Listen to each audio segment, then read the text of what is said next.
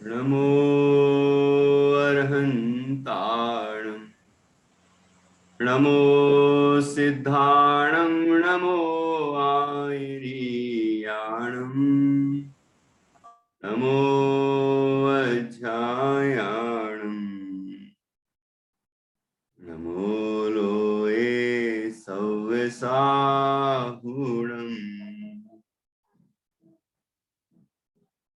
अर्हन्त सिद्ध साहु हृदयं जिणधम वयण पडिमाहु जीर्ण निलयाय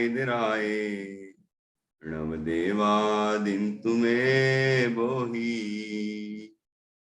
मंगलम भगवान वीरो मंगलम गौतमो गणी मंगलम कुंद कुंदाद्यो जैन धर्मोस्तु मंगलम सर्वमंगल मांगल्यम सर्वकल्याणकारकम प्रधानम सर्वधर्माणां जैनम जयतु शासनम जैनम जयतु शासनम। सामायिक के स्वरूप, उसकी विधि और फल पर हम चर्चा कर रहे हैं। उसमें अभी सामायिक के सामान्य लक्षण की सामान्य के लक्षण की हम चर्चा करेंगे। सामायिक का मुख्य गुण समता भाव है और इसकी चर्चा हमने की है। किसी के प्रति भी राग द्वेष का भाव ना होना वो समता है। समता भाव को ही साम्य भाव कहते हैं और ये साम्य भाव एकमात्र शुद्धात्म तत्व के आश्रय से प्रकट होता है। सच्चा साम्य भाव, सच्ची समता शुद्धात्मा के आश्रय से होती है। और कसाय की जो मंदता होती है, जिसमें कि स्पष्ट रूप से राग द्वेष नहीं दिखते हैं, तो उसे भी समता कहने में आता है। तो ऐसी मंद कसाय रूप समता होती है तो जीव को सामायिक करने का, धर्म ध्यान करने का परिणाम जागता है। और जब जीव सामायिक करता है तो सच्ची समता प्रकट होती है। इस तरह यहाँ पर सामायिक के संबंध में चर्चा की है कि सामायिक का मुख्य ध्येय शुद्धात्मा ही है और शुद्धात्म तत्व के ध्यान के लिए बाकी जितने अवलंबन हैं वो सब उसके लिए ही है। चाहे वो दिग्बंधना होती हो चारों दिशाओं में, जो चार बिंदु बताए थे कि उस तरह से वंदना होती हो, परमात्मा का ध्यान होता हो, पाठ आदि का अवलंबन होता हो, ये सब जो अवलंबन है जीव के अंदर विशुद्धि बढ़े, जीव की परिणति अंतर्मुख हो, शुद्धात्मा की अनुभूति हो और परम आनंद हो, ये भावना इसमें मुख्य है। और ऐसा करने से समता भाव अंदर में जागृत होता है और असमता का जो भाव है, राग द्वेष का जो भाव है, वो उत्पन्न ही नहीं होता है। ऐसा समता का भाव इस सामायिक में उत्पन्न होता है। अब सामान्य लक्षण समता का अपन पढ़ रहे हैं, उसमें देखते हैं कि क्या और विशेष बात आई है। इस तरह सामायिक का स्वरूप और स्पष्ट होता जाएगा तो हमें समझ में आएगा कि सामायिक क्या है, उसमें क्या क्या सावधानी रखनी पड़ती है, उसका ध्येय क्या है ना, उस बाहर की स्थिति कैसी होनी चाहिए, उसकी विधि, ये सारी चीजें हम इसमें द्रव्य, क्षेत्र, काल, भाव, सब चीजों का विचार जो है वो हमें इसमें इस प्रकरण में समझ में आएगा। तो सामान्य लक्षण की चर्चा करते हैं। यहाँ लिखा है स्व व पर में राग व द्वेष रहित होना। सब स्त्रियों को माता के समान देखना, शत्रु मित्र मान अपमान आदि में संभाव रखना, ये सब श्रवण के लक्षण हैं। उसे ही सामायिक भी जानना, ये सामायिक के लक्षण भी इन्हीं को जानना। तो इसमें क्या क्या बातें आई? एक तो स्व और पर दोनों में राग द्वेष नहीं होना। स्वयं से राग हो और बाकी लोगों से द्वेष हो, तो ये राग द्वेष का परिणाम ऐसा नहीं होना। तो आप कहेंगे कि आत्मा से राग तो होना ही चाहिए, कि आत्मा से राग नहीं होता है, आत्मा की रुचि होती है। ये शरीर से राग होता है जीव को, है आत्मा की अनुभव की रुचि होती है, आत्मा में अपनापन होता है, आत्मा में स्थिरता होती है, उसमें रमणता होती है, उसे राग नहीं होता। किसी वस्तु को चाहना वो राग है, कि वो तो अपनी वस्तु है, किसी और वस्तु की बात थोड़ी है। पर वस्तु को चाहना कि वो हमें मिल जाए, अच्छी है, तो ये राग है। और कोई वस्तु से को बुरा करने की, वहां जो बुरी लगती है उस वस्तु को दूर हटाने की भावना होती है, तो वो द्वेष कहलाता है। अपने को तो जीव हटा भी नहीं सकता, और जो हम स्वयं हैं वो कोई परवस्तु थोड़ी है जो हम चाहें उसको, ठीक है ना। इसलिए यहाँ अपने संबंध में राग द्वेष नहीं होता, पर के संबंध में राग द्वेष होता। अपने संबंध में तो जीव को अपनी रुचि होती है, अपने में अपनापन होता है, अपने में स्थिरता होती है, ठीक है, अपने में रमणता होती है, अपना आनंद होता है, आनंद का रसपान होता है, ये अपने अपने अंदर ऐसा कार्य होता है, ठीक है ना। तो यहाँ कह रहे हैं स्व और पर में राग द्वेष रहित होना। तो जो जीव, ये जो अपन है खुद, जैसे उसमें राग हो, मतलब ये मैं हूं ऐसा सोच के राग हो, और ये पर पदार्थ हैं इनमें द्वेष हो, तो किसी के प्रति राग और किसी के प्रति द्वेष, ऐसा राग द्वेष का परिणाम नहीं होना। स्वयं और पर के संबंध में, और पर में ही आपस में, ये अच्छा ये बुरा, ये छोटा ये बड़ा, इस तरह का भाव भी नहीं होना, ठीक है। तो स्व व पर में राग व द्वेष रहित होना, सब स्त्रियों की को माता के समान समझना।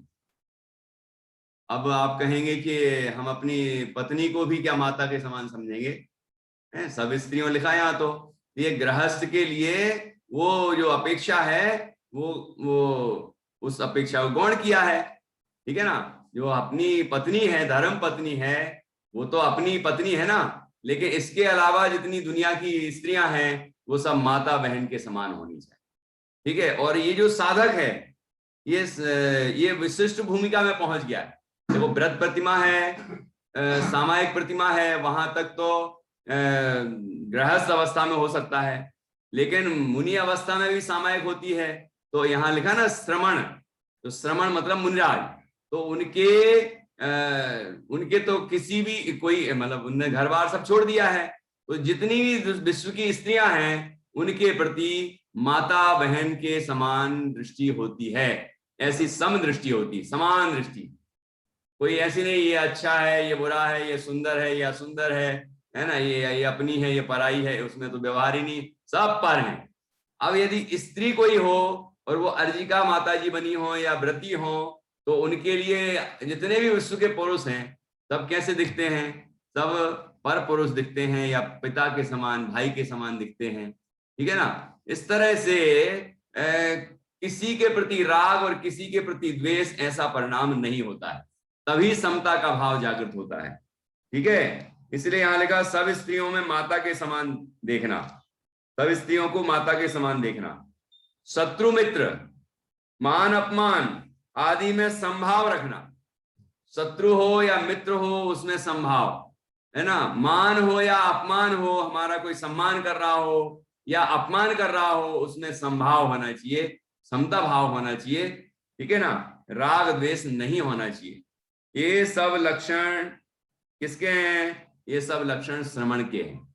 और यही लक्षण किसके हैं, कि उसे ही सामायिक भी जानना, ये सब सामायिक के भी लक्षण है, ठीक है।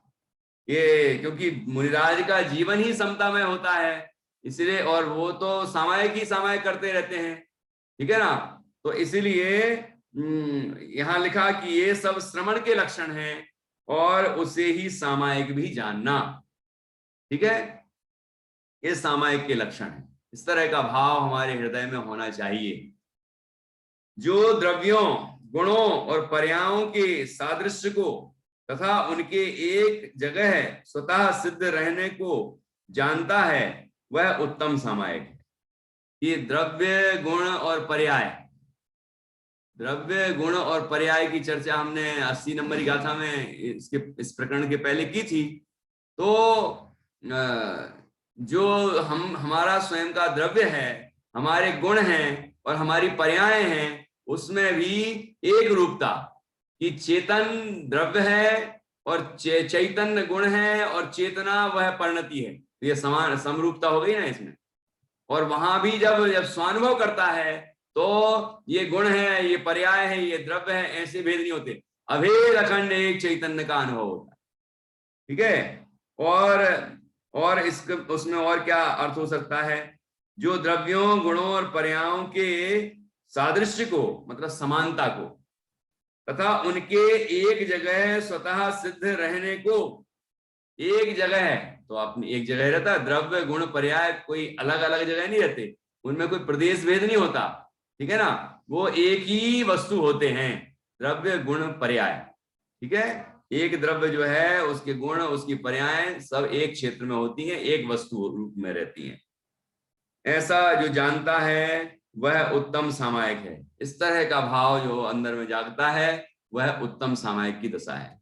ठीक है, अंदर में मैं स्वयं ही द्रव्य हूं, मेरे आश्रित चैतन्य आदि गुण हैं और मेरी परिणति चैतन्य चेतना रूप है, ऐसा अपने अंदर एक जगह, मतलब एक द्रव्य में ऐसी अनुभूति करना कि मैं चिन्मात्र तत्व हूं, वो सामायिक है, उत्तम सामायिक है। रस स्थावर रूप सर्व प्राणियों में समान परिणाम होना, देखो क्या कह रहे हैं, अर्थात सबको सिद्ध समान शुद्ध जानना, ये सामायिक है। सामायिक में सब में समता भाव आएगा, समानता का भाव। तो स्थावर है और ये त्रस है, कोई त्रस जीव है, मतलब 2 इंद्री, 3 इंद्री, 4 इंद्री और 5 इंद्री जीवों को कहते हैं त्रस, और 1 इंद्री जीवों को कहते हैं स्थावर। तो स्थावर और त्रस, इनमें भी समभाव, कैसे समभाव होगा कि जीव दृष्टि से देखेंगे तो सब समान है ना, और इंद्रियों की दृष्टि से देखेंगे तो असमानता दिखेगी। तो और दूसरा मतलब जीव मात्र की दृष्टि से देखें कि सब जीव हैं, सब जीव समान हैं, कोई छोटा बड़ा नहीं है। अब हिंसा और अहिंसा की दृष्टि से देखें तो भी कि इसकी भी हिंसा करने लायक नहीं है और इसकी भी हिंसा करने लायक नहीं है ना, कोई की भी हिंसा करने लायक नहीं है। तो इस तरह विचार करें। और सर्वात्म में समदृष्टि दो, सभी आत्मा में समान दृष्टि हो, अर्थात कोई अच्छा कोई बुरा, कोई छोटा कोई बड़ा, कोई अपना कोई पराया, इस तरह का परिणाम ना हो। ठीक है, तो यह ऐसा समता का भाव वो सामायिक है। और अर्थात सबको सिद्ध समान शुद्ध जानना। ठीक है, तथा राग द्वेष आदि भावों के कारण आत्मा में विकार उत्पन्न न होना, वही परम सामायिक। कि जब जीव अपने स्वरूप का अनुभव करेगा तो आत्मा में राग द्वेष आदि परिणाम उत्पन्न ही नहीं होंगे, और राग द्वेष आदि नहीं होंगे तो विकार युक्त भी नहीं होगा नहीं, क्योंकि राग द्वेष ही तो विकार है, तो ये विकार युक्त भी नहीं होगा, आत्मा विकृत नहीं होगा, और विकृत नहीं होगा वो परम सामायिक। मतलब यहाँ वीतरागता को परम सामायिक कह रहे हैं, वीतराग भाव, ऐसा ऐसा समता का भाव जिसमें किसी भी तरह का राग द्वेष का परिणाम ना हो, वह सामायिक है, परम सामायिक है। तो यहाँ पर सामायिक, उत्तम सामायिक और परम सामायिक, 3 बातें बताई। सामायिक, सामायिक में कहा समता का भाव हो, शत्रुता हो, शत्रु मित्र में समान भाव, मान अपमान में समान भाव, ठीक है, और प्राणी मात्र में समान भाव। ठीक है, और ये तो हुआ सामायिक, समता है इसलिए। और अब अंदर में आत्मा में ये द्रव्य गुण और पर्याय तीनों में भी समान भाव, मतलब चेतन चैतन्य और चेतना, और मैं इन मई एक चिन्मात्र तत्व, ऐसा अंतर में देखता है तो वो उत्तम सामायिक। और जब ऐसे शुद्धात्म तत्व का अनुभव करता है तो आत्मा के अंदर राग द्वेष आदि परिणाम उत्पन्न ही नहीं होते, तो वह परम सामायिक। इस तरह उत्तरोत्तर यहाँ पर उत्तम उत्तम स्थिति की चर्चा की है, उत्तम सामायिक की चर्चा की है।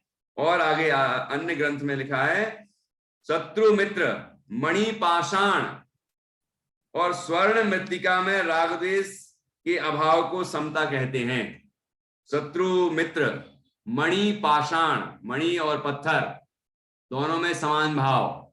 मणि है ये पत्थर, वो भी मणि भी पत्थर होता है, और जो सामान्य पत्थर है वो भी पत्थर ही है ना। ये हीरे जवाहर ये क्या है, सब ये सब पत्थर ही है। लेकिन कोई पत्थर हमें पसंद होता है, कोई पत्थर हम ऐसी जमीन में ठोकर मार देते हैं उसको। तो किसी भी चाहे वो हीरे जवाहरात हो, मणिया हो या पत्थर हो, सब में समदृष्टि, मतलब सब पुद्गल हैं, सब परद्रव्य हैं, उनसे मेरा कोई भला बुरा नहीं होता है। इस तरह का परपना पर में हो, ये समान दृष्टि, ये समता भाव।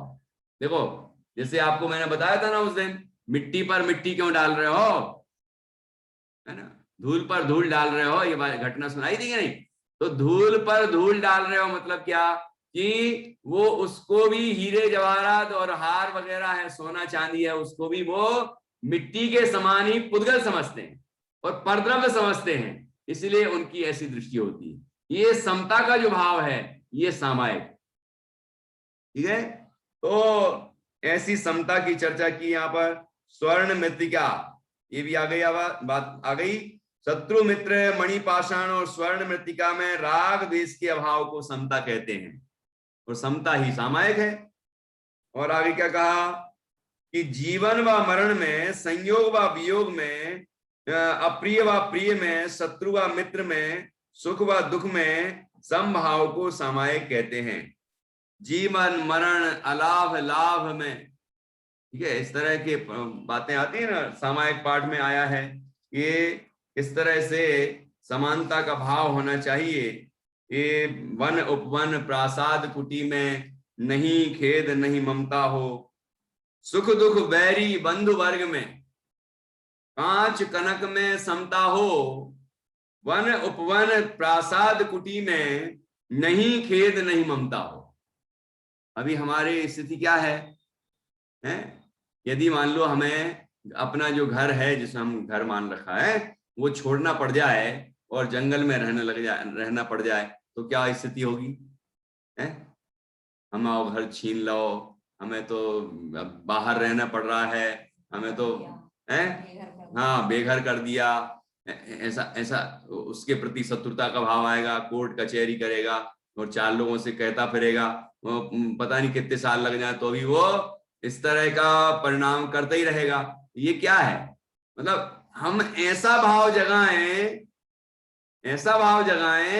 कि वन उपवन, जंगल हो या बगीचा हो, है ना, प्रासाद हो या कुटी हो, महल हो या कुटिया हो, और कांच हो या कनक हो, कांच हो या स्वर्ण हो, कनक मतलब स्वर्ण, तो उनमें सब में समानता का भाव हो, शत्रु हो या मित्र हो, समानता का भाव। इस सामायिक पाठ में लिखा है, ये सामायिक पाठ पढ़ते हैं, नीरव निर्झर सामायिक पाठ, ये भावना द्वात निस्थिति का जो एक संस्कृत का की रचना है आचार्य अमित गति की, उसका ही ये अनुवाद है, पद्यानुवाद। तो इसमें ये पढ़ते हैं हम लोग, तो इसमें ये सब बातें आई हैं, ठीक है। जिस सुंदरतम पथ पर चलकर जीते मोह मान मत मनमत, वह सुंदर पथ ही प्रभु मेरा बना रहे अनुशीलन पथ। इस तरह की भावना भाई जाती है सामायिक में। हम सामायिक पाठ पढ़ें और बड़े ध्यान से पढ़ें, उसका अर्थ समझते हुए पढ़ें। आप लोगों में इंटरेस्ट होगा, रुचि होगी, तो इस प्रकरण के बाद एक आध पाठ भी ले लेंगे, उसके अर्थ पर चर्चा करेंगे और हम विचार करेंगे कि हमें किस तरह अर्थ समझते हुए ये पाठ पढ़ने चाहिए। एक दो पाठ हमने यदि स्वाध्याय में ले लिए तो फिर आपको समझ में आ जाएगा कि हमें किस तरह से इन पाठों को समझ के पढ़ना, ठीक है। और इसमें और आगे लिखा है, एक बहुत सुंदर पद आता है इस सामायिक पाठ में। दो ऐसे पद हैं कि जो बहुत ही जोरदार हैं। एक में क्या लिखा है, ध्यान से सुनना। कभी वासना की सरिता का गहन सलिल मुझ पर छाया, पी पी कर विषयों की मदिरा मुझ में पागलपन आया। ये अपनी भूल की बात कर रहे हैं, यहाँ भूल हमारी क्या स्थिति है, हमारी वर्तमान स्थिति क्या है कि कभी वासना की सरिता का, हमें पंचेंद्रिय के विषयों की वासना का परिणाम आता है, पंचेंद्रिय के विषय भोग का परिणाम आता है, और ये टीवी के द्वारा या मोबाइल के द्वारा या निंदा प्रशंसा के द्वारा या यहाँ वहां की बातों के द्वारा, शरीर की चर्चा, बीमारी की चर्चा, इनके द्वारा ये सब जो परिणाम आते हैं, इससे हमारा आत्मा विकृत परिणामी होता है, हमारे परिणामों में विकृति होती है। तो यहाँ कह रहे हैं कि कभी वासना की सरिता का, सरिता मतलब नदी, ऐसी नदी बहती है विकारों की, राग द्वेष क्रोध मान माया लोभ, सारे विकारों की नदियां जैसी बहती है। कभी वासना की सरिता का गहन सलिल मुझ पर छाया। सलिल मतलब होता है पानी, जैसे कि बाढ़ आ गई हो, है ना, पानी कैसा बहता है, ऐसे ही अंदर में विकारों की अत्यंत तीव्रता हो, ये भी भोग लूं, ये भी भोग लूं, ये भी भोग लूं, सब भोग लूं, झपट्टे से मारता है, ऐसी स्थिति बनती है।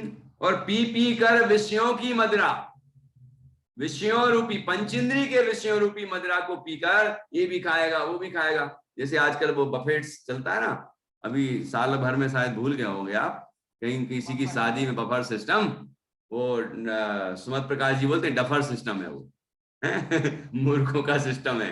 क्यों है भैया डफर? क्योंकि वहां देखो, आप भी देखते होंगे, हमने भी देखा है कि सभी मौसम के व्यंजन आपको मिल जाएंगे। ठंड में आपको आइसक्रीम भी मिल जाएगी, और आपको वो गरम चीज भी मिल जाएगी, सूप गरम वगैरह, है ना, और भी चीजें। तो गरम है, ठंडी है, मौसम की है, बेमौसम की है, सारे आइटम 56 प्रकार के भोग रखे चारों ओर। अब आप झपट लो, कुछ बना रहा है, कोई कुछ बना रहा है, कोई दक्षिण का व्यंजन बना रहा है, कोई उत्तर का व्यंजन बना रहा है, कोई कहीं का व्यंजन बना रहा है। तो स्थिति क्या बनती है, वाह यार, इस मौसम में भी ये चीज मिल रही है, वाह ये तो खाएंगे, ये भी खा ली, वो भी खा ली, ये भी खा ली। और आपने देखा होगा ना ये सारा, आपको ऐसा लग रहा होगा हाँ यार ऐसा तो होता ही है। तो तभी तो बोल रहा हूं कि ऐसा होता है, कि ऐसा भीड़ लग जाती कोई जगह पे, फिर वो एक छीनते हैं, जल्दी मुझे मिल जाए, मुझे मिल जाए, मुझे मिल जाए। कोई थोड़ा अपनी सेटिंग बनाता है, पीछे के रास्ते से ले लेता है, मतलब किसी भी तरह से ये चीज मुझे मिल जाए। तो इतने सारे व्यंजन हैं और इतना सा पेट है, और उसमें भी ये विवेक नहीं है क्या मुझे खाना है क्या मुझे नहीं खाना है, ये भी खा लूं, ये भी खा लूं, ये भी खा लूं, सब खा लेता और अगले दिन बीमार पड़ जाता। भैया उनके यहाँ गए थे तो बीमार हो गए, अब दोष उसके ऊपर लगाओगे, उसका ही खाया और उसके ही ऊपर दोष लगाया। हमारा विवेक भी तो काम कर रहा था कि नहीं, कि हमारी तासीर ठंडी है तो ऐसी चीज नहीं खाना, मौसम अभी ठंडा है तो ठंडी चीज क्यों खाना है, और ये फल मौसम का नहीं है, ये फल मौसम का है, ये विवेक हम रखते। ये मर्यादित है, ये अमर्यादित है, ये शोध का है, ये बिना शोध का है। तो ये हमें विवेक रखना था।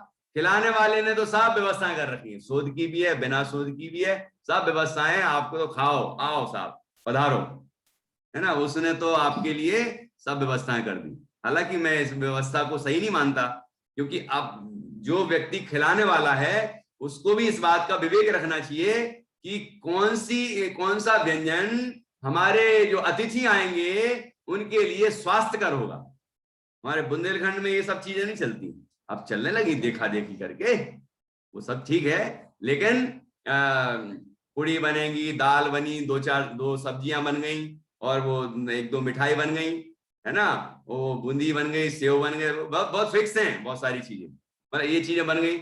ये कोई आप किसी भी मौसम में चल जाती है, ठीक है, लेकिन वो जो हमने इतना वर्णन किया डफर सिस्टम का, उसमें सारे मौसम के व्यंजन लिखा हुआ है। भाई मैं बहुत बड़ा आदमी हूँ, बहुत करोड़ोंपति आदमी हूँ, मैंने ऐसी थोड़ी शादी करूंगा, ठाठ से करेंगे अपन, और ठाठ से सबको बीमार करेंगे, खुद भी बीमार होंगे।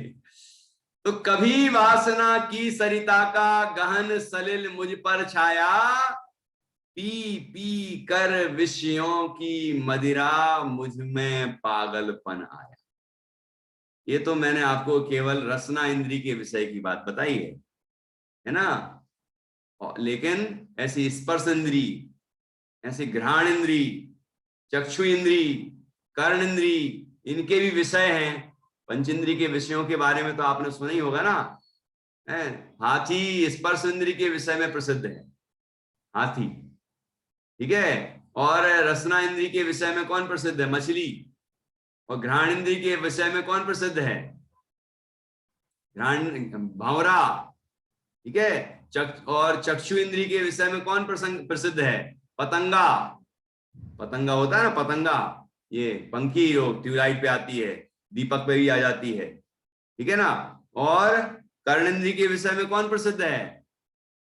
कर्णेंद्रिय के विषय में वो सांप भी प्रसिद्ध है और हिरण भी प्रसिद्ध है, ठीक है। ये पांचों इंद्रिय के विषय में प्रसिद्ध है। एक एक जीव एक एक इंद्रिय के विषय में प्रसिद्ध है। और ये मनुष्य जो है ये पांचों ही इंद्रियों के विषय में प्रसिद्ध है। वो तो एक एक विषय में प्रसिद्ध है। हाथी है, उसको स्पर्श इंद्रिय का लोभ रहता है। ये जो शिकारी लोग होते हैं ना, वो बड़ी तरकीब से उसको पकड़ते हैं। तो एक तरकीब पुराने जमाने की ये है जिसमें स्पर्श इंद्रिय के विषय में उसको प्रसिद्ध बताया है कि वहां नकली हथिनी वहां पर एक जगह स्थापित कर देता है और हाथी उसको स्पर्श करने के लालच में, उसके भोग के लालच में वहां जाता है। और जैसे ही वहां जाता है वहां नीचे होता है गड्ढा, उस गड्ढे में गिर जाता है। बताओ, प्राण गंवा देता है स्पर्श इंद्रिय के लालच में। छू लूं, बस इसको स्पर्श कर लूं, वो स्व स्त्री है कि पर स्त्री है कि ये संग्रहालय में लिखा होगा डोंट टच, इसको ना छुएं, तो उसको जरूर छुएगा, है ना। ये भी छू लूं, देख तो लूं, पहले कहेगा देख लूं, देखने के बाद कहेगा कि छू लूं, पास से देख लूं, फिर छू लूं, फिर उसको पता नहीं गले ही से लगा लूं या अपने घर ही ले जाऊं। तो ऐसी अलग अलग वस्तुओं के संबंध में अलग अलग तरह के विचार आते हैं जीव को। मतलब तो भी संतुष्ट नहीं होता, क्योंकि परद्रव्य में सुख है ही नहीं। सुख आत्मा का गुण है, इसलिए आत्मा में ही मिलेगा। आप शास्त्रों को उठा के देखिए, कोई भी शास्त्र ये नहीं कहेगा कि सुख गुण पुद्गल का गुण है। शाश्वत कौन से द्रव्य का गुण है ये? सुख गुण जीव द्रव्य का गुण है। सामान्य गुण है कि विशेष गुण है? विशेष गुण है ना, इसीलिए तो जीव में ही पाया जाता है। विशेष गुण किसे कहते हैं? जो सब द्रव्यों में न रहकर अपने अपने में द्रव्य में रहते हैं, उन्हें कहते हैं विशेष गुण। और सामान्य गुण किसे कहते हैं? जो सब द्रव्यों में रहते हैं उन्हें सामान्य गुण कहते हैं। सब द्रव्यों में रहते हैं, मतलब जीव, पुद्गल, धर्म, अधर्म, आकाश काल, सब द्रव्यों में जो गुण रहेंगे वो सामान्य गुण, जैसे अस्तित्व, वस्तुत्व, द्रव्यत्व, प्रमेय सुने होंगे ना। ये सारे जो गुण हैं ये सब द्रव्यों में रहते हैं। लेकिन ज्ञान गुण किसमें रहता है? केवल जीव में, इसलिए जीव का विशेष गुण। दर्शन गुण, चारित्र गुण, ऐसे सुख गुण, ये गुण जीव के गुण हैं, इसलिए जीव में ही मिलेंगे। जीव के अलावा किसी पुद्गल में मिल ही नहीं सकते। कोई जैसे आप कोई भी वस्तु रखी है यहाँ पर, कोई वस्तु में पुद्गल जो है उसमें कभी चेतना उत्पन्न हो सकती है क्या? मतलब वो जान सकता है क्या? है? ये घड़ी जानती है क्या कि मैं इसकी घड़ी हूं? जानती है घड़ी? अच्छा, मकान तो जानता होगा कि ये सोनू जी का मकान है। अब सोनू जी के अलावा कोई मोनू जी आ जाए, दरवाजा खुला हो और घुस जाए, तो मकान एकदम दरवाजा बंद कर देगा। नहीं, आप मोनू जी हैं, आप नहीं आ सकते, ऐसा करेगा? क्यों? क्योंकि वो तो अचेतन तत्व है, जड़ है, उसमें ज्ञान थोड़ी है, उसमें समझ नहीं है। हाँ, कोई मशीन बना दी हो, वे स्कैन आपने वो बना लिया हो, ये अमुक आपने अपने फिंगरप्रिंट या जो भी शरीर का या स्केच दे दिया हो उसको कि ये जैसे ही व्यक्ति आएगा वैसे खुल जाएगा दरवाजा, वो बात अलग है। लेकिन वो तो आपने सेटिंग की है उसके अंदर, मशीन के अंदर, ठीक है ना। वो कोई जीव थोड़ी है कि वो समझता हो। ख्याल में आ गया?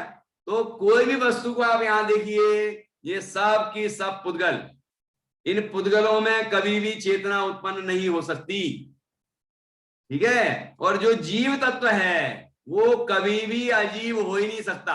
ये शरीर जो है इतने वर्ष इस जीव के संयोग में रहता है, लेकिन कभी इसमें चेतना उत्पन्न नहीं होती। जैसे ही आत्मा यहां से निकलेगा वैसे ये जड़ का जड़ बना रहे। जानेगा कि नहीं जानेगा? भाई चिता के ऊपर रखेंगे इस शरीर को तो चिल्लाएगा कि नहीं चिल्लाएगा? लेकिन अपन बैठ जाए तो, थोड़ी चिंगारी लग जाए तो चिंगारी थोड़ी सी उछट के अपने ऊपर लग जाए तो क्या होगा? हैं? तो ही चिल्ला पड़ेंगे। तो वो क्यों चिल्लाया? क्योंकि यहाँ ये चमड़ी में ज्ञान नहीं है। चमड़ी के अंदर जो यही विराजमान है एक क्षेत्रावगाह रूप से, वो चेतन तत्व है, यहाँ पर आत्मा है। उसने जाना तो उसको महसूस हुआ गर्म है, आग है, ऐसा महसूस हुआ उसको। ख्याल में आया कि नहीं आया? तो हाथ हटाता है। लेकिन जब इस शरीर में से आत्मा निकल जाता है तो उसको चिता के ऊपर लिटा देते हैं, तो अभी वह शरीर उठ के कहीं नहीं जाता। ख्याल में आया कि नहीं? क्योंकि उसमें चेतना नहीं है। चेतन तत्व तो निकल गया।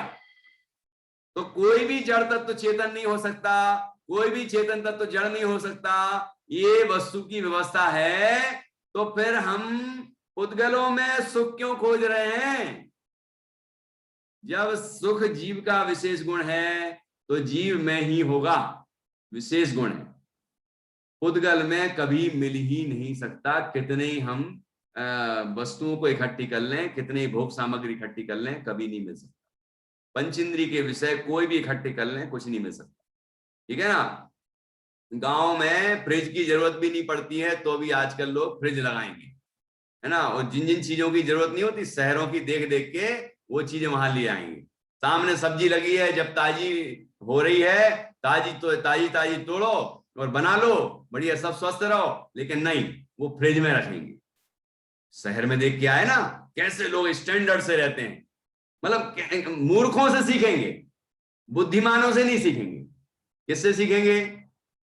फ्रिज में रख रहे हैं। हमने अंग्रेजों से सीखा है, हमने अंग्रेजों से सीखा। उनने वो चीज बना के हमें दे दी और हम लोग बिना दिमाग के वो चीज यूज कर। कहाँ कौन सी चीज यूज करना है, कौन सी चीज रिजेक्ट करना है, उसका विवेक नहीं है। एसी लगाना कि नहीं लगाना, कूलर लगाना कि नहीं लगाना, कि कौन सी चीज घर में कौन सा वो कुकर इस्तेमाल करना कि नहीं करना, क्या चीज करना क्या चीज नहीं करना, उसका विवेक है नहीं। और जो चीज दुनिया में चल रही है आजकल, क्या चल रहा है? ये चल रहा है, कोई कहते हैं फॉग चल रहा है, वो ऐड आता फॉग चल रहा है, तो भैया फॉग चल रहा है। तो दूसरा आदमी कहता फॉग चल रहा है, तो ये ले आओ, ये ले आओ। मतलब क्या चल रहा है दुनिया में तो ले आओ। लेकिन हमें उसकी जरूरत है कि नहीं है, ये विवेक ये जीव लगाता नहीं। समझा कि नहीं आया? मतलब ये थोड़ा सोचने की जरूरत है। नहीं तो हम जहां देखो वहीं यही चर्चाएं हैं, कैसे ये बाल ठीक करें, कैसे ये खाल ठीक करें, चमड़ी को बिल्कुल चमकदार बनाएं। भाई एक उम्र होती है, उस उम्र के अनुसार ये शरीर की रचना होती है, उसमें चमक होती है ना। बाल की स्थितियां होती हैं। आप भले उसको कलरफुल बना लो, लेकिन सफेद होने की उम्र आएगी तो सफेद होंगे ही। जब झड़ने का समय आएगा तो झड़ेंगे ही। अभी मैंने पढ़ा था उसने आयुर्वेद की किताब में कि हर दिन कितने 200 करीब बाल झड़ते हैं, झड़ते हैं ना, बाल निकलते हैं। या दिन नहीं लिखा होगा तो सप्ताह में लिखा होगा, लेकिन बाल झड़ना ये तो उसका नेचर है। झड़ेंगे, जैसे पत्ते झड़ते कि नहीं झड़ते हैं, पुराने पत्ते झड़ते हैं, नए नए आते हैं, ऐसे यहाँ होता है। अब भैया हमारे तो बाल बहुत झड़ते हैं, इसलिए ये लाओ, अब वो लाओ, अब ये लाओ, अब वो लाओ, सब ले आओ। वो तो बेच रहे हैं और आप खरीद रहे हो बेकार में। और फिर लगा लगू कि अरे यार इससे मजा नहीं आया, अब अच्छा तो ये लेटेस्ट चीज आई है, ये लगाओ। ऐसे शरीर के लिए जीव निरंतर कुछ ना कुछ यहां वहां से देख के इनका सीक्रेट, अब इनका सीक्रेट भी जानना है। कोई हीरोइन का सीक्रेट जानना है। अब वो भले वो नहीं लगाती हो, वो यूज नहीं करती हो, लेकिन वो कहेगी मेरा सीक्रेट है ये, ठीक है, और हम उसका सीक्रेट जान के करेंगे। लेकिन आप उनकी असलियत देख लोगे तो आपको लगेगा ये क्या है, हम कहा। ये सब विचार नहीं करने पर ही अच्छे लगते हैं। जब हम विचारवान बन जाएंगे तो हमें समझ में आ जाएगा कि क्या है और क्या नहीं, क्या दिखावा है और क्या असलियत है। ठीक है, क्या शरीर का स्वभाव है और क्या बेकार में ही हमें धारणा बना दी कि ये भैया ये होना मतलब बड़ा खतरनाक था, ये ऐसे दूर हो सकता है, ये ऐसे ठीक हो सकता है। तो इस तरह से जो हम निरंतर यहां वहां देख देख के इस उससे चर्चा कर करके और शरीर के ही पोषण में लगे हुए हैं, पंचेंद्रिय के विषयों में ही लगे हुए हैं, तो समता भाव कहां से आएगा। इस सामायिक पाठ में लिखा है, कभी वासना की सरिता का गहन सलिल मुझ पर छाया, पी पी कर विषयों की मदिरा मुझ में पागलपन आया। रसना इंद्री के लोभ में मछली, आपने देखा होगा ना, मछुआरे क्या करते हैं कि उसमें कोई आटा वगैरह कोई बंसी में वो रहती ना ऐसी कांटा, उसमें लगा देते हैं और नीचे डालते हैं, तो उसके लालच में आती है वो और खाने के लिए आती है और उसकी नाक में वो फंस जाता है, वो व्यक्ति उसको खींच लेता है और उसको पटक के मारता, पकड़ लेता है। देखा कि नहीं देखा है? तो रसना इंद्री के लोभ में मछली प्रसिद्ध है, घ्राण इंद्री के लोभ में कौन प्रसिद्ध है, भंवरा। आपने देखा भंवरा क्या करता है, फूल पर मंडराता है, फिर वहीं बैठ जाता है, उसका पराग चूसता है और रस को पीने में इतना तल्लीन हो जाता है कि उसे पता ही नहीं चलता कि कब शाम हुई और वो जो फूल है वो बंद हो गया। कमल वगैरह कुछ फूल होते हैं ना, वो रात को ऐसे बंद हो जाते, तो बंद हो गया, अब उसके अंदर ही घुसा है, निकल नहीं पा रहा है, उसके अंदर से निकल नहीं पा रहा है और कई बार मर ही जाता है। लेकिन घ्राण इंद्री के लोभ में इसलिए प्रसिद्ध है कि वो उसकी सुगंध और उसके रस चूसने में इतना तल्लीन हो जाता है कि उसे खबर भी नहीं पड़ती कि कब वो फूल बंद हो गया और उसकी जान चली। और कर्ण इंद्री के लोभ में कौन प्रसिद्ध, नहीं, चक्षु इंद्री के लोभ में कौन प्रसिद्ध है, क्या बताया था अभी, पतंगा। ये पंखियां देखी होंगी आपने, अभी दीपक जला दो, इधर उधर से सब आ जाती हैं और उसमें टकराती हैं, पतंगा उसमें आग से, वो जो आग जलती है ना ऐसी लौ, उससे उसको उससे बड़ा आकर्षण होता है। ठीक है, और उसका इतना आकर्षण होता है कि उसको बिल्कुल पास से ही देखना चाहती है, और जैसे ही वो पतंगा उसके पास जाता है आग के, और जल जाता है और नष्ट हो जाता है, तो भी वो वहीं लीन होगा, वहीं जाएगा वो, आप हटाओगे तो भी जाएगा वहीं। और कर्णेंद्री के लोभ में सांप प्रसिद्ध है, आपने देखा होगा बंसी बजा के सांपों को बस में कर लेते हैं, कहीं दूर दूर भी हो सांप, जहां तक उसकी आवाज जा रही हो, जैसे ही वो बीन बजाएगा और वो सांप अपने आप वहां चला आएगा, ऐसा तल्लीन हो जाता है धुन में कि उसको यही खबर नहीं पड़ती कि भैया हमारी मौत हो जाएगी यदि हम वहां जाएंगे तो, लेकिन वो आ जाता है। ऐसे हिरण के बारे में इसी इसी संबंध में कहा है कर्णेंद्री में कि हिरण भी ऐसे ही होता है कि उसको यदि जो ध्वनि बजाते हैं, संगीत बजता है, उससे आकर्षित होता है और वहां आ जाता है और शिकारी उसको पकड़ लेते हैं। ख्याल में आया कि नहीं? ऐसे हमें जब स्पर्श इंद्री, रसना इंद्री, घ्राण इंद्री, चक्षु इंद्री, कर्ण इंद्री, इन पांचों इंद्रियों के विषयों की वासना जब जागृत होती है तो ऐसा लगता है कि ये भी भोग लूं, ये भी भोग लूं, ये भी भोग लूं, ऐसे पंच इंद्रिय के विषयों में टूट पड़ता है, उनमें तल्लीन हो जाता है और उनमें ही सुख खोजता है। लेकिन सुख तो आत्मा का गुण है और आत्मा का गुण है तो आत्मा में मिलेगा, पुद्गल का गुण है नहीं तो पुद्गल में मिलेगा कैसे, मिल ही नहीं सकता।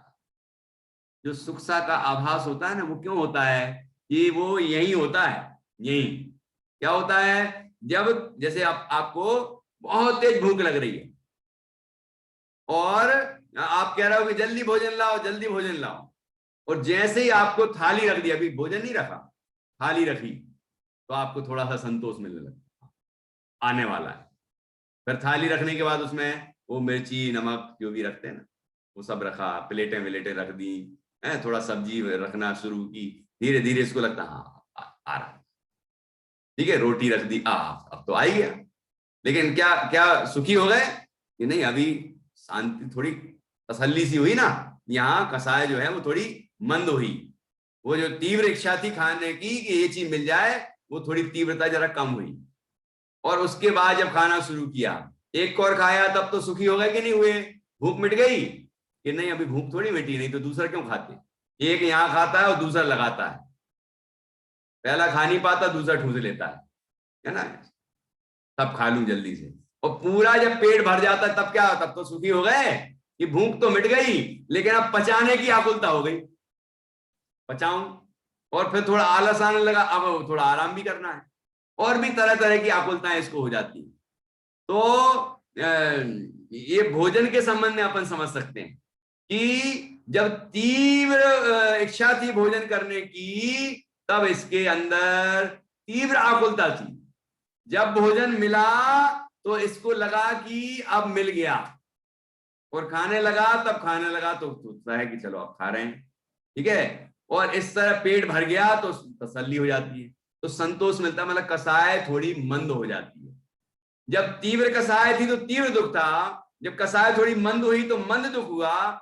मंद दुख को दुनिया में सुख कहा जाता है। दुख खत्म हुआ क्या? दुख समाप्त हुआ क्या?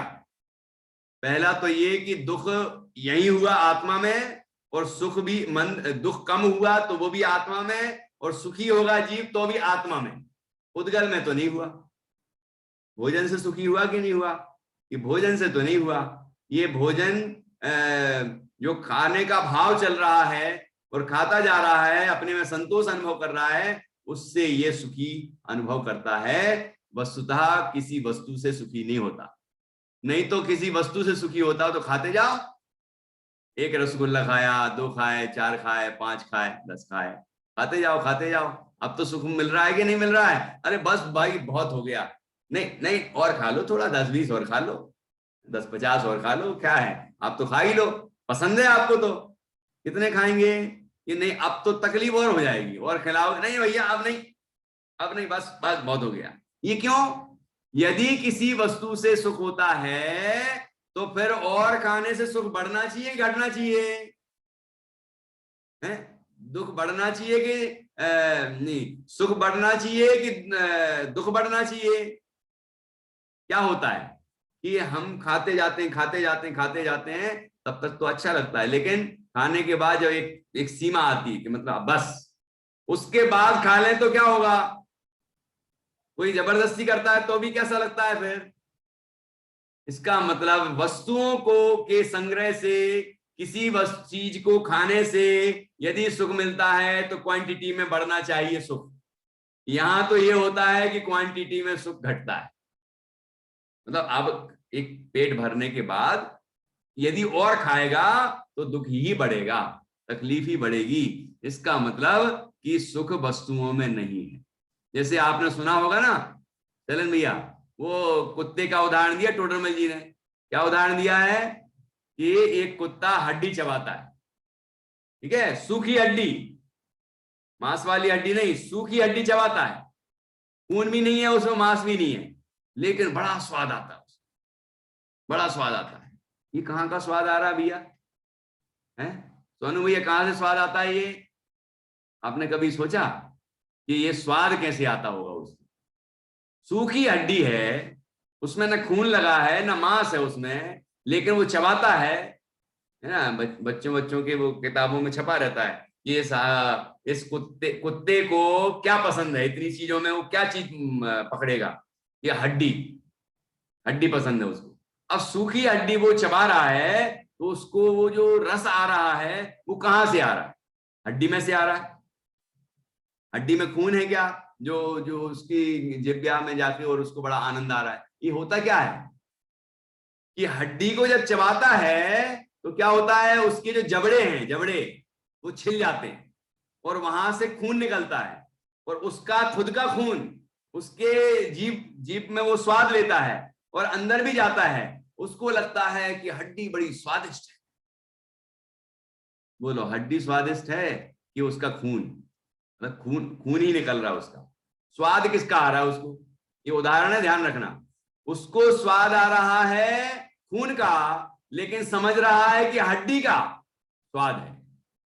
ऐसे ही रसगुल्ला खाता है या व्यंजन खाता है या तरह तरह की चीजें खाता है, तो इसकी जो कसाय मंद होती है, खाने की जो तीव्र लालसा थी वो थोड़ी कम होती है, तो इसको संतोष मिलता है। उस संतोष से वह सुख का अनुभव करता है, वस्तुओं को खाने से नहीं।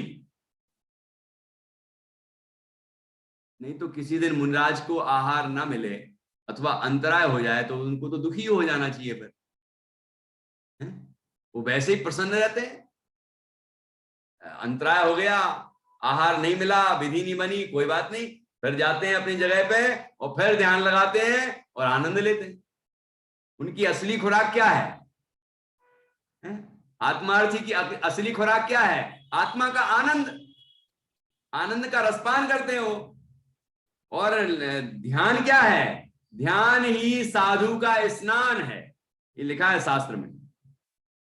वो स्नान तो करते नहीं है, स्नान वृत्ति होते हैं मुनिराज, लेकिन स्नान फिर किस बात से करते हैं? ये ध्यान करके। जो ध्यान लगाते हैं ना, तो आत्मा में जो राग द्वेष की गंदगी है वो सब साफ धुल जाती है और बड़ा आनंद आता है। हमें लगता है कि हमने शरीर साफ कर लिया तो बड़ा अच्छा लगता है, थोड़ी देर में जो कहते हो, शरीर का स्वरूप है, लेकिन हमारी हमारी आदतें ऐसी, हमारी सोच ऐसी है। इसीलिए तो यहाँ लिखा, कभी वासना की सरिता का गहन सलिल मुझ पर छाया, पी पी कर विषयों की मदिरा मुझ में पागलपन आया। यहाँ तो आचार्य कह रहे पागलपन है ये। आचार्य हो सकता है कि अपनी बात को नहीं समझते हो, उनको तो अच्छा लग रहा है, लेकिन आचार्य कह रहे बड़ा पागलपन है ये। उनने छोड़ दिया है इसलिए लग रहा होगा कि वो पागलपन है। क्यों भाई, क्यों चांदनी? उनने छोड़ दिया है मुनिराज ने कि भाई विषय पंचेंद्रिय के विषय छोड़ दिए, तो हम जो पंचेंद्रिय के विषयों में झपट्टे मार रहे हैं ना, तो आचार्य को लग रहा होगा ये बड़ा पागलपन है, तो उनने छोड़ दिए इसलिए पागलपन लग रहा है हमारा, लेकिन हमें तो अच्छा लग रहा है। हमें तो बफर सिस्टम नहीं, डफर सिस्टम बफर सिस्टम लग रहा है।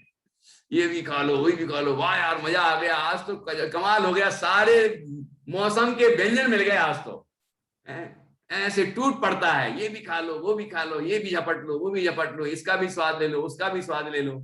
आपको पता है ये जो शुभम चक्रवर्ती नरक गया है, 7वें नरक, उसका एक ही कारण नहीं है कि नमोकार मंत्र का अपमान किया था। आचार्य ने हरिवंश पुराण में तो ये बात कही नहीं कि नमोकार मंत्र के अपमान से वो नरक गया। उन्होंने ये कहा जिव्या इंद्री के लोभ में वह 7वें नरक भूमि में गया। जिव्या इंद्री का लोभ, ये जो नमोकार मंत्र का अपमान भी किया वो भी उसी कारण गया। क्यों था उस समुद्र में, गया क्यों? वो समुद्र के उस पार उस जगह पे क्यों जाना चाहता था जहां वो देव वेश बदल के व्यापारी का रूप बना के और पूरे चक्रवर्ती को रनिवास के साथ, पूरी रानियों के साथ ले जा रहा था। भाई वो तो चक्रवर्ती था, वो चाहता तो ये कह देता कि देवताओं से कह देता कि इसकी जो नगरी है जहां भी है, उस नगरी में से उस बगीचे में से जाओ और इतने आम लेके आ जाओ। यदि वो कह देता ना तो सारे आम तोड़ के वो देवता लोग उसको ले आते, क्योंकि चक्रवर्तियों की तो देवता भी सेवा करते हैं। उनके जितने रत्न होते हैं ना, उनकी जो बहुमूल्य चीजें होती हैं, सबकी रक्षा देव करते हैं। लेकिन इसकी बुद्धि भ्रष्ट हो गई, शुभम चक्रवर्ती की बुद्धि भ्रष्ट हुई, मतलब समझ में नहीं आया कि ये कर सकते हैं। उसने व्यापारी ने जो वेश बनाया था ना, देव वेश बना के आया था, पूर्व भाव का शत्रु रसोईया था जो पूर्व भाव में इनका ही। मैं कहानी नहीं सुनाऊंगा पूरी, आप जिज्ञासा हुई हो तो शुभम चक्रवर्ती कहानी सुनना, पूर्व भाव की चर्चा भी सुनना, और फिर किसी दिन अपन चर्चा करेंगे। यदि आप कहेंगे कि नहीं आप ही सुना दो तो हम सुनाएंगे, फिर आप तो अभी नहीं सुनाएंगे। क्या हुआ कि वो उसने कहा व्यापारी ने कि भाई राजन, अब यहां मैं लाऊंगा तो कितना लाऊंगा, एक जहाज भर के ले आऊंगा वो इतने सारे आम, लेकिन फिर भी इतनी 96,000 रानियां आपकी हैं, तो इतनी सारी रानियों को आप इतने आम कैसे खिला पाएंगे? तो आप एक काम करिए, हमारे साथ अपनी सारी रानियों के साथ चलिए है, सारी जो भी आपकी सेना है उसको भी ले चलिए, सबको ले चलो, जो जो है तुम्हारे यहाँ सब ले चलो, हम आपको वहां बढ़िया आम ही आम खिलाएंगे, बड़े स्वादिष्ट। वो लालच में आ गया, दिव्यानंदी का लोभ, ऐसा लग रहा था ऐसा आम तो मैंने जिंदगी में खाया ही नहीं, ऐसा रस तो मैंने जिंदगी में चखा ही नहीं। चक्रवर्ती बोल रहा है, जिस चक्रवर्ती के भोगों की चर्चा आप सुन लेंगे तो पता चलेगा कि ऐसा सब कुछ, सारे भोग हैं उनके पास, क्या नहीं है, लेकिन वो उस लालच में आ गया कि ये तो ऐसा आम का स्वाद तो मैंने जिंदगी में कभी चखा ही नहीं, और उसकी बातों में आ गया। ये सारी घटना क्यों हुई? सिर्फ जिव्या इंद्री के लोभ में हुई है। तो वो समुद्र में भी जाता है, और समुद्र में जब वो देव जिस तरह की विचित्र स्थिति पैदा करता है, उसकी घटना तो आपको मालूम ही है। वो नमोकार मंत्र का अपमान करने को भी तैयार हो जाता है, लिखता है और पैर फेरता है, ये तो आपने सुना ही होगा। तो नमोकार मंत्र का अपमान भी किया, वो कारण वहीं से शुरू हुआ है, दिव्यान जी का लोभ। और फिर क्या होता है, उसकी मृत्यु होती वहीं, और मृत्यु होने के बाद 7वें नरक जाता है। तो ये अब यहाँ पर अपन 2-3 कारण ले सकते हैं। एक कारण तो ये कि नमोकार मंत्र का अपमान किया, ये बहुत प्रसिद्ध बात है, पंच परमेष्ठी का अपमान करने से नरक की प्राप्ति होती है, तो पक्की बात है, होती है। दूसरा कारण हरिवंश पुराण में बताया, जिव्या इंद्री के लोभ में शुभम चक्रवर्ती 7वीं नरक भूमि में गया, इसका कारण भी आपने समझ लिया। और तीसरा कारण क्या कह सकते हैं? तीसरा कारण यह है, बहुत आरंभ और बहुत परिग्रह नरकायु के बंध का कारण है।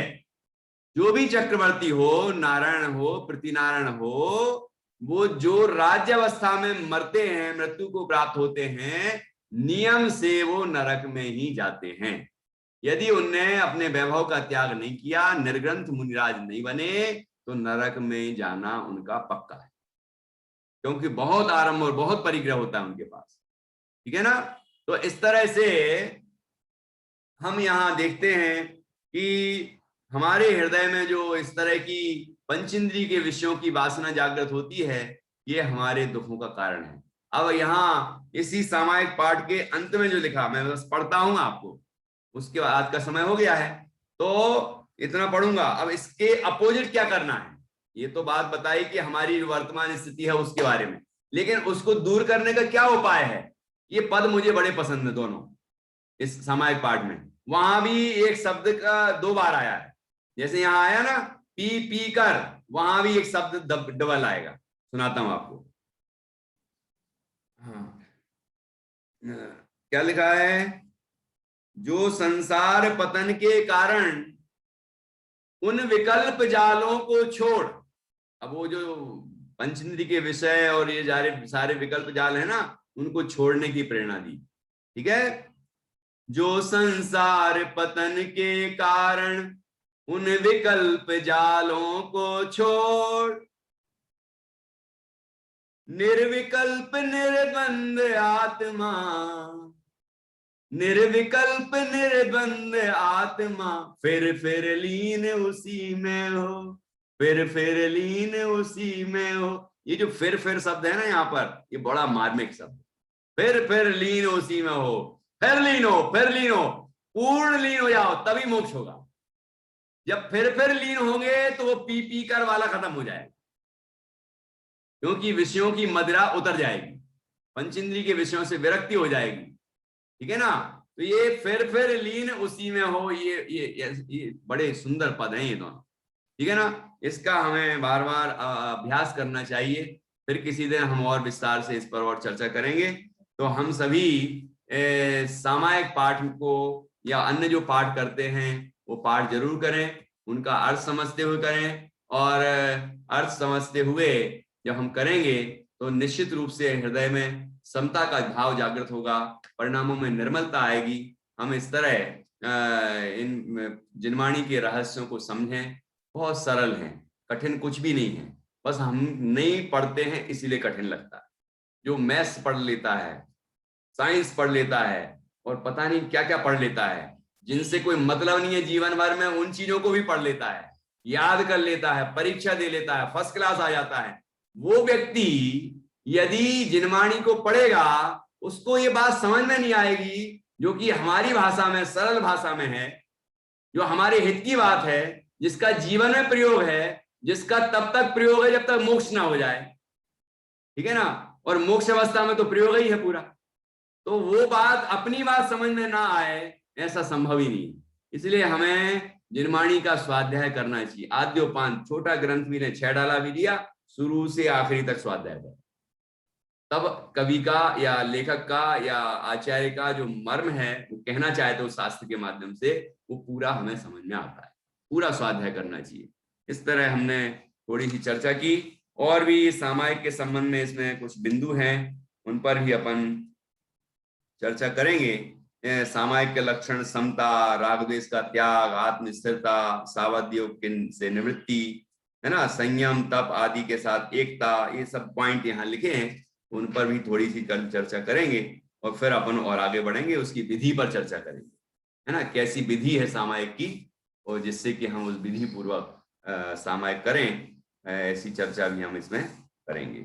अभी 2-3 प्रश्न कर लें, समय तो हो गया है, 9:15 बज गए, लेकिन बहुत सरल सरल है। 2-3 प्रश्न श्रीमती संध्या जी कर रही हैं, तो आप सुने और उनका जवाब दें, ठीक है। सबसे स्टार्टिंग में ही, मतलब शुरू होते ही साथ 3 चा बताए थे, किसी को याद है क्या? 3 चा, चा चा चा, किसी को याद है? तीनों की एकता याद है किसी को? 3 चा से स्टार्ट होने वाले, प्रारंभ होने वाले शब्द, तीनों में एकता ही सामायिक है, ऐसा बताया था। महिमा जी बता रही हैं, अनम्यूट कर लीजिए महिमा जी।